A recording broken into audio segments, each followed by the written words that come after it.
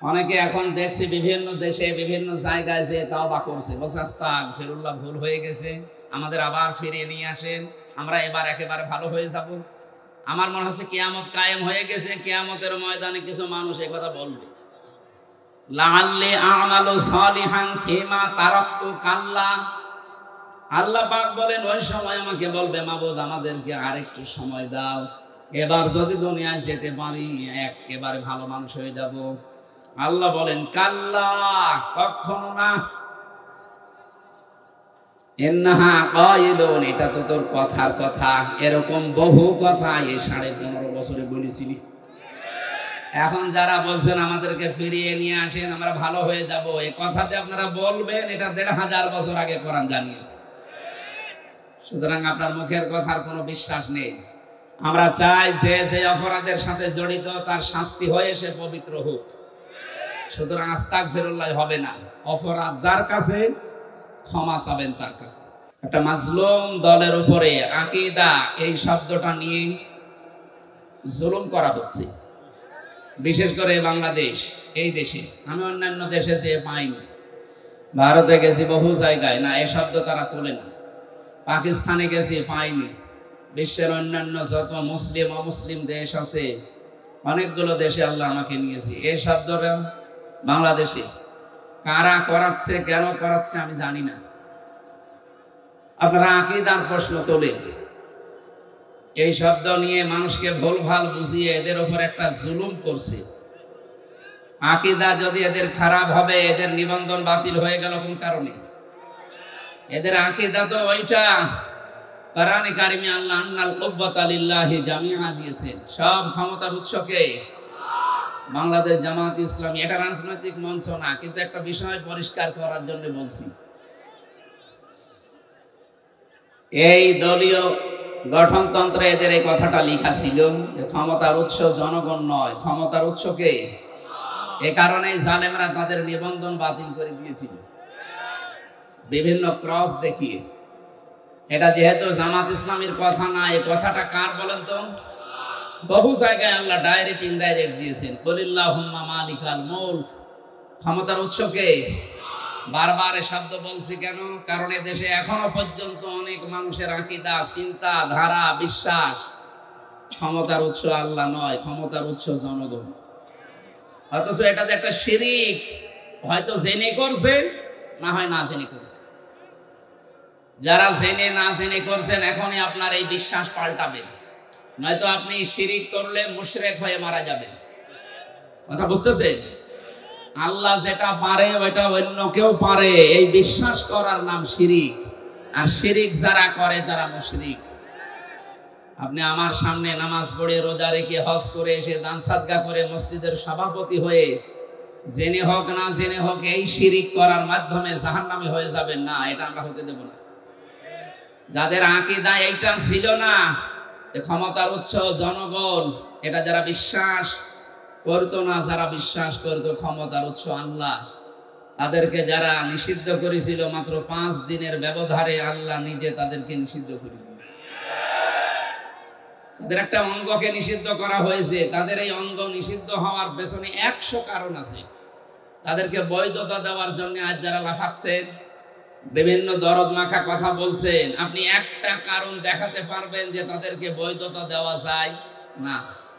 আমার এই মোবাইলে আছে 100টা কারণ আমি দেখাতে পারবো। নিম্ন কারণ হচ্ছে তারা 100 মেয়েকে ধর্ষণ করার পরে মিষ্টি বিলিয়েছে। যাদেরকে নিষিদ্ধ করা হয়েছে এটা তাদের জীবনে আছে না? এই কথা বলেন না কেন? যে 100টা মেয়েকে জাহাঙ্গীরনগর বিশ্ববিদ্যালয়ে ধর্ষণ করা হয়, ওগুলো হয় আমার মেয়ে না আমার বোন? এই কথা বলেন না কেন? এটা সর্বনিম্নটা গেল, বড়টা কোনটা? বড়টা তারা মুসলমান মনে করে, শিবির মনে করে বিশ্বজিৎকে মেরে ফেলেছে। আমার সাথে 3 বছর এক ঘরে ছিল সেই ছেলেটা, শাওর। আমি বললাম, ভাই আপনি এই কাজ করলেন কি করে? ও কিছু বলে নাই। হ্যাঁ বলেছি। ওরে আমরা যখন কোপ দিচ্ছিলাম আমাকে বলেছে যে কিসের শিবির? আমি তো হাফ হাতাই না, আমি ফুল হাতা। তারপর ওরে আমরা ছাড়ি নাই। ফুল হাতা বোঝে? আমি আগে বুঝতাম না, ওই দিন ওর কথা শুনে বুঝলাম যে ফুল হাতা কি। আমাদের যিনি জেলার ছিল দেবদুলাল, যখনই আসতো মানুষ সব দাঁড়িয়ে বলতো ফুল হাতা আসতেছে। আমরা যেহেতু ওখানে 100 জনের প্রায় 96 ভাগই, 100 জনের মনে হয় 96 জন আমরা মুসলমান ছিলাম, বাকি 4 জন 5 জন হয়তো অন্যান্য ধর্মের ছিল। অন্য ধর্মে যারা আছে তারা তো আর হাফ হাতা না ফুল হাতা, হাফ হাতা না, তারা ফুল হাতা। বলেন তো, যারা ফুল হাতা কেউ ছেড়ে দেয় না, শিবির মনে করে মেরে ফেলে, সেই জায়গায় তাদের অপরাধ আর কোথায় পৌঁছাবে? মানুষ হত্যা করলে 5টা অপরাধ আল্লাহ নিজে বলেন, আমা ইয়াকতুল মুমিনা মুতাআম্মিদান ফাজাযাউহু জাহান্নাম। প্রথম পুরস্কারই আল্লাহ তাকে দেবে জাহান্নামে। সুতরাং জুলাই আগস্টের গণহত্যার সাথে যারা জড়িত তারা তো 1টা 2টা না, 3732 জন মানুষ মেরে ফেলেছে। কোন কারণ দেখাতে পারবেন না যে এই কারণে মারলাম, না, বিনা কারণে। আদালত কর্তৃক কোন বিচারালয় কর্তৃক কোন ফাঁসির রায় হয়েছিল এই 3732 জনের পক্ষে? না। কেন আপনি মেরে ফেললেন? যারা এর সাথে জড়িত টপ টু বটন সেই হোক, হয় কেউ ডাইরেক্ট কেউ ইনডাইরেক্ট, প্রত্যেকের পুরস্কার আল্লাহ দেবেন জাহান্নামে। আমরা অনেকে এই মনে করে আসি যে যাবো না, 5 বছর থাকবো, জাহান্নামে যাওয়ার পর আবার বের করে দেবে আল্লাহ। পরে শব্দ দিয়েছেন খালিদান ফিহা, 2 দিন পরে বের হবে না, স্থায়ী ভাবে থাকা লাগবে। এই খালিদান ফিহা স্থায়ী ভাবে থাকা লাগবে কতদিন এটা আর বলা নেই। বলেন তো, এটা আর বলা নেই। ফাঁসির যাদের রায় হয়, যে মানুষগুলো যাবজ্জীবন পায়, এ সর্বনিম্ন 30 বছর জেল খাটা লাগে। কাজকর্ম করে দিলে 22 বছর, এর নিচে নেই। 22 বছর আপনাকে খাটাই লাগবে। তাও তো একটা নির্দিষ্ট মেয়াদ আছে যে 22 বছর বা 30 বছর পরে আপনি বের হবেন। খালিদান ফিহার ভেতরে কিছুই নেই যে কবে আপনি বের হবেন। আরো কড়া কথা আছে এই খালিদান ফিহার পক্ষে, ইউরিদুনা আইয়াখরুজু মিনান নার ওয়া মা হুম বিখারিজিনা মিনহা ওয়া লাহুম আযাবুম মুকিম। এই মানুষগুলো চেষ্টা চালাবে বের হওয়ার জাহান্নামের আগুন থেকে, আল্লাহ আবার ফিরিয়ে দেবেন। শুধু ফিরিয়ে দেবেন এতটুকু আল্লাহ বলেননি, ওয়া লাহুম আযাবুম মুকিম, স্থায়ী আযাব দেবেন তাদের উপর। বের হওয়ার চেষ্টা করলে আযাব বেড়ে যাবে। আফামান হাক্কা আলাইহি কালিমাতুল আযাব আফা আনতা তুনকিযু মান ফিন নার। আমি আল্লাহ যাকে নির্ধারিত শাস্তি লিখে দিয়ে জাহান্নামে পাঠিয়ে দিয়েছি, হে নবী আপনি কি পারবেন ওকে জাহান্নামের আগুন থেকে বের করে নিয়ে আসতে? তার মানে এরকম অপরাধে যারা অপরাধী, বিশেষ করে 3টা, তার ভেতরে মানুষ হত্যা একটা, আরো 2টা আমি বাকি পরে বলবো। যারা মানুষ হত্যার সাথে জড়িত, সে যেই হোক, বিশ্বাস করেন কোরআনে কারীম জানাচ্ছে তাদেরকে স্থায়ী ভাবে জাহান্নামে থাকা লাগবে। কোন বাবা কোন পীর সাহেব আপনাকে বাঁচাতে পারবে না। আল্লাহ এতটুকু যদি শেষ করে দিতেন, তাও তো আমরা আয়াতটা অন্তত এ পর্যন্ত বলে শেষ করতাম। এর পরের শব্দগুলো আরো কঠিন। আল্লাহ পাক বলেন ওয়ালা আনাহু, আমি নিজে তাকে লানত দেব। আগাদিবাল্লাহু আলাইহি, আমি নিজে আল্লাহ তার উপরে রেগে থাকবো। ওয়া'আদ্দা লাহু আযাবাম মুহিনা, আযাবান আযীমা, যন্ত্রণাদায়ক শাস্তি আমি আল্লাহ তার জন্য রেডি করে রাখলাম। জোরে বলেন নাউজুবিল্লাহ।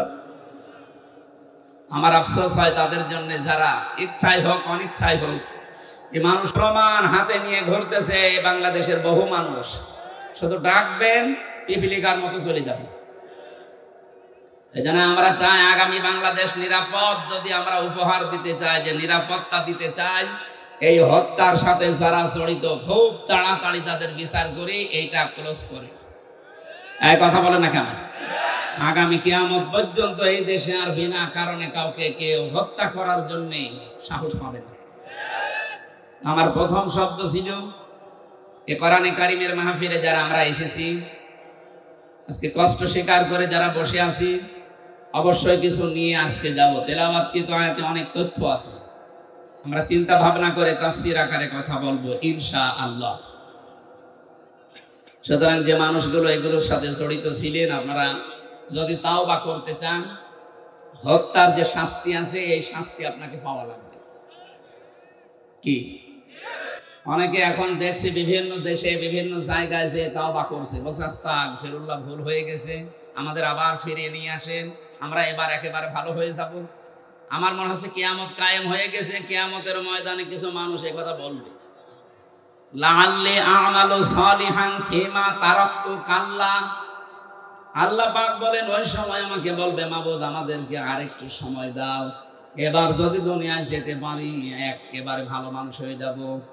আল্লাহ বলেন কাল্লা, কখনো না।